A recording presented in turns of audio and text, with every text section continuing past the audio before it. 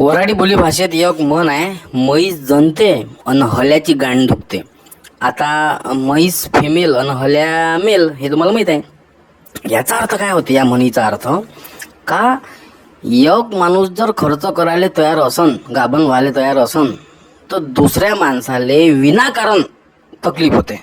तो म्हणून दाखवते, कायले बे एवढा खर्च करून राहिला, कोणतं काम आहे, केलाच पाहिजे काय एवढा खर्च, पोट्टीच्या मग लागलोच पाहिजे काय, तू कायले रे बा शांतपणा करून राहिला. समजा एखाद्यानं म्हटलं का घर बांधतो बा ना मस्तपैकी आपण आता इंटिरियर करतो, कारण घर बांधायला जेवढा पैसा खर्च होते तेवढा इंटिरियरला खर्च होते.